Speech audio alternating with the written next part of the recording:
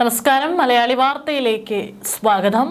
ലോകത്തെ നടുക്കിക്കൊണ്ട് ഇറാന്റെ പരമോന്നത നേതാവ് അയത്തുള്ള അലി ഖമനേയി കൊല്ലപ്പെട്ട വിവരം ഒടുവിൽ ഇറാൻ ഭരണകൂടം ഔദ്യോഗികമായി സ്ഥിരീകരിച്ചിരിക്കുകയാണ്. കഴിഞ്ഞ മണിക്കൂറുകളിലെല്ലാം തന്നെ ഖമനേയി കൊല്ലപ്പെട്ടു എന്നുള്ള ഒരു വാർത്തകൾ പുറത്തു വരുന്നുണ്ടായിരുന്നു. പക്ഷേ അതിലൊരു ഔദ്യോഗിക സ്ഥിരീകരണമില്ലായിരുന്നു. പക്ഷേ ഇപ്പോൾ അത് സ്ഥിരീകരിച്ചുകൊണ്ട് തന്നെയാണ് ഇപ്പോൾ ആ വാർത്ത പുറത്തു വരുന്നത്. ഒടുവിൽ ഇറാന്റെ പരമോന്നത നേതാവ് കൊല്ലപ്പെട്ടു. ശനിയാഴ്ച പുലർച്ചെ ടെഹ്റാനിൽ അമേരിക്കയും ഇസ്രായേലും സംയുക്തമായി നടത്തിയ വ്യോമാക്രമണത്തിലാണ് ഖമനേയി കൊല്ലപ്പെട്ടത് എന്നാണ് റിപ്പോർട്ടുകൾ. ആക്രമണത്തിൽ ഖമനേയി മാത്രമല്ല, ഖമനേയിയുടെ മക്കളും പേരക്കുട്ടികളും കൊല്ലപ്പെട്ടതായി റിപ്പോർട്ടുകളുണ്ട്. ഖമനേയി കൊല്ലപ്പെട്ടെന്ന വിവരം അമേരിക്കൻ പ്രസിഡന്റ് ഡൊണാൾഡ് ട്രംപിന്റെ പ്രഖ്യാപനം ആദ്യമേ വന്നിരുന്നു. ആ പ്രഖ്യാപനം ശരിയാണെന്ന് വ്യക്തമായതോടെ പശ്ചിമേഷ്യയിൽ ഇപ്പോൾ ഇറാന്റെ രോഷം അണ പൊട്ടി ഒഴുകുകയാണ്.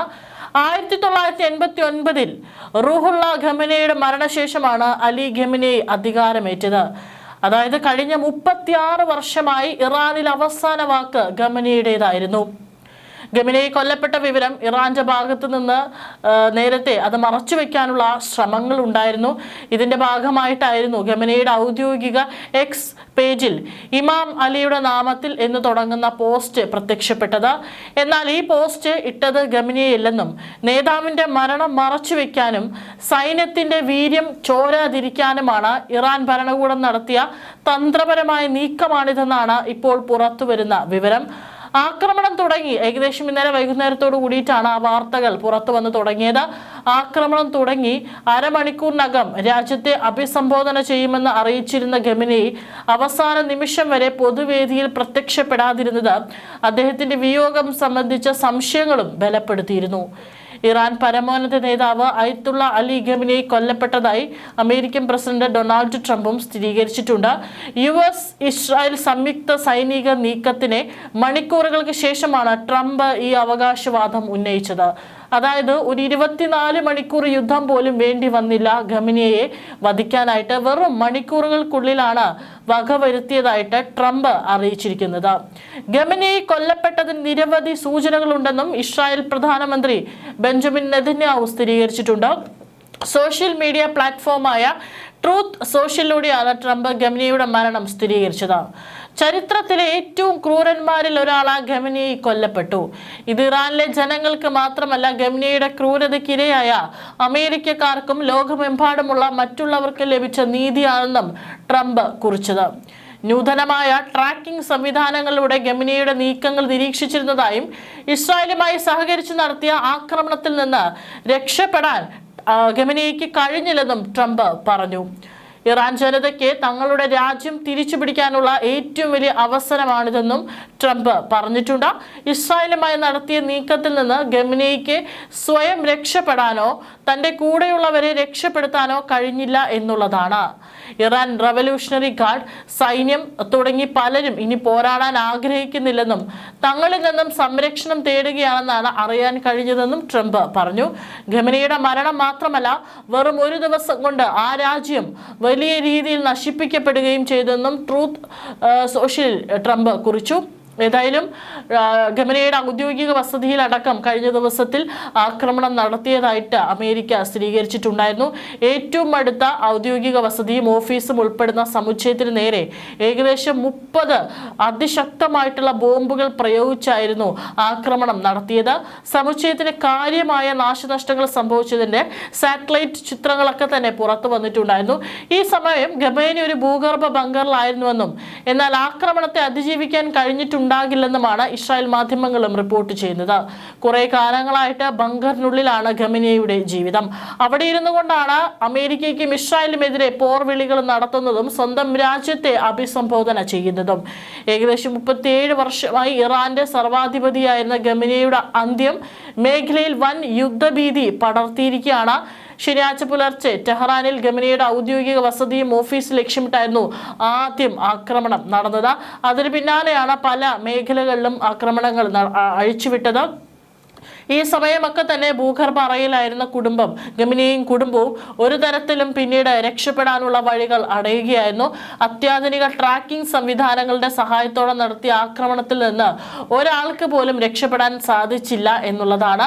അതേസമയം തന്നെ കെട്ടിടാവശിഷ്ടങ്ങൾക്കിടയിൽ നിന്നാണ് ഖമനേയിയുടെ മൃതദേഹം കണ്ടെടുത്തത്. മൃതദേഹത്തിന്റെ ചിത്രം ട്രംപിനും ഇസ്രായേൽ പ്രധാനമന്ത്രി ബെഞ്ചമിൻ നെതന്യാഹുവിനും ഉദ്യോഗസ്ഥർ കൈമാറിയെന്നും റിപ്പോർട്ടുകളുണ്ട്. ഖമനേയിക്കൊപ്പം അദ്ദേഹത്തിന്റെ മകളും കൊച്ചുമകനും കൊല്ലപ്പെട്ടതായി റോയിട്ടേഴ്സ് റിപ്പോർട്ട് ചെയ്യുന്നുണ്ടെങ്കിലും ഇറാൻ ഭരണകൂടം ഇതുവരെ ഔദ്യോഗികമായി പ്രതികരിച്ചിട്ടില്ല. ഖമനേയിയുടെ വധത്തിന് പിന്നാലെ ഗൾഫ് മേഖലയിൽ ആകെ സംഘർഷം പടർന്നു പിടിച്ചു. ഇസ്രായേലിന് പുറമെ Qatar, Bahrain, Saudi Arabia, UAE തുടങ്ങിയ രാജ്യങ്ങൾക്ക് നേരെയും ഇറാൻ പ്രത്യാക്രമണം നടത്തിയതായിട്ടാണ് വിവരം. ദുബായ്, ബഹ്റൈൻ തുടങ്ങിയ വിനോദസഞ്ചാര കേന്ദ്രങ്ങളിലും ആക്രമണങ്ങൾ റിപ്പോർട്ട് ചെയ്യപ്പെട്ടിട്ടുണ്ട്.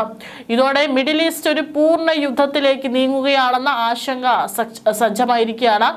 ഈ സ്വേച്ഛാധിപതി ഇനി നമ്മളോടൊപ്പം ഇല്ലെന്നാണ് എല്ലാ സൂചനകളും വ്യക്തമാക്കുന്നതെന്നാണ് ഇസ്രായേൽ പ്രധാനമന്ത്രി ബെഞ്ചമിൻ നെതന്യാഹു പ്രതികരിച്ചത്. അതേസമയം വാർത്ത പുറത്തു വന്നതോടെ ലണ്ടൻ, ലോസ് ഏഞ്ചൽസ് തുടങ്ങിയ നഗരങ്ങളിൽ ഇറാൻ പ്രവാസികൾ ആഹ്ലാദ പ്രകടനം നടത്തി. 1989 മുതലാണ് ആയത്തുള്ള അലി ഖമനേയി അധികാരമേറ്റത്.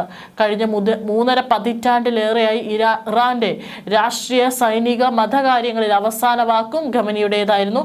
അദ്ദേഹത്തിന്റെ വിയോഗം ഇറാൻ ഭരണകൂടത്തെ സംബന്ധിച്ചിടത്തോളം കനത്ത ആഘാതമാണ് മേഖലയിൽ ഉണ്ടാക്കിയിരിക്കുന്നത്. ഇപ്പോൾ അവിടെ യുദ്ധസമാനമായിട്ടുള്ള ഒരു സാഹചര്യമാണ് നിലനിൽക്കുന്നത്. ഇതോടുകൂടി ഇറാൻ നിർത്തുമോ അതോ ഇറാൻ വീണ്ടും പൂർവാധികം ശക്തിയോടെ തിരിച്ചടിക്കുമോ എന്നുള്ളതാണ് ഇനി അറിയാനുള്ളത്. ഇപ്പോൾ അവരുടെ ഇറാന്റെ പരമോന്നത നേതാവിനെ വരെ നഷ്ടമായിരിക്കുകയാണ്. ഇനി ആരാണ് ആ തലപ്പത്തേക്ക് വരാൻ പോകുന്നത്? ധൈര്യപൂർവ്വം ആരെങ്കിലും ആ തലപ്പത്തേക്ക് വരാൻ തയ്യാറാകുമോ എന്നുള്ളത് കൂടി ഒരു ചോദ്യമാണ്. അതേസമയം തന്നെ ഹോർമുസ് കടലിടുക്കിലൂടെയുള്ള യാത്ര ഒഴിവാക്കണമെന്നും കപ്പലുകൾക്ക് കർശന മുന്നറിയിപ്പ് ലഭിച്ചതായാണ് വിവരം. പ്രമുഖ രാജ്യാന്തര വാർത്താ ഏജൻസിയായ റോയിട്ടേഴ്സ് ആണ് ഇത് റിപ്പോർട്ടുകൾ പുറത്തുവിട്ടത്. പശ്ചിമേഷ്യയിൽ നിന്നുള്ള ചരക്ക് നീക്കം പാതി വഴിയിൽ സ്തംഭിച്ചിരിക്കുകയാണ്. പേർഷ്യൻ ഗൾഫിനും ഒമാൻ ഉൾക്കടലിനും ഇടയിൽ സ്ഥിതി ചെയ്യുന്ന ഹോർമുസ് കടലിടുക്ക് ലോകത്തിലെ ഏറ്റവും നിർണായകമായ ചെക്ക് പോയിന്റാണ്. ഗൾഫ് രാജ്യങ്ങളിൽ നിന്നുള്ള എണ്ണയുടെയും പ്രകൃതിവാതകത്തിന്റെയും പ്രധാന കയറ്റുമതി പാതയാണിത്. പാത പൂർണ്ണമായും അടയ്ക്കപ്പെട്ടാൽ ആഗോള വിപണിയിൽ എണ്ണവില കുത്തനെ ഉയരും. ഏഷ്യൻ വിപണികളെ ആകെ ഇത് ഏറ്റവും കൂടുതൽ ബാധിക്കുക. മുന്നറിയിപ്പിനെ തുടർന്ന് ചരക്ക് കപ്പലുകൾ ഹോർമുസ് കടലിടുക്കിലേക്ക് പ്രവേശിക്കാതെ സുരക്ഷിത സ്ഥാനങ്ങളിൽ നങ്കൂരമിട്ടിരിക്കുകയാണ്. നിലവിൽ പശ്ചിമേഷ്യയിൽ പുകയുന്ന സംഘർഷം ഒരു പൂർണ്ണ യുദ്ധത്തിലേക്ക് നീങ്ങിയാൽ ലോകം വലിയൊരു സാമ്പത്തിക പ്രതിസന്ധിയെ അഭിമുഖീകരിക്കേണ്ടി വരുമെന്നാണ് സാമ്പത്തിക വിദഗ്ധരുടെ വിലയിരുത്തൽ. ഇറാന്റെ അടുത്ത നീക്കങ്ങൾക്കായി കാതോർക്കുകയാണ് ആഗോള സമൂഹം. പതിറ്റാണ്ടുകൾക്കിടയിലെ ഏറ്റവും ഭയാനകമായ സൈനിക നീക്കങ്ങൾക്കാണ് പശ്ചിമേഷ്യ സാക്ഷ്യം വഹിക്കുന്നത്.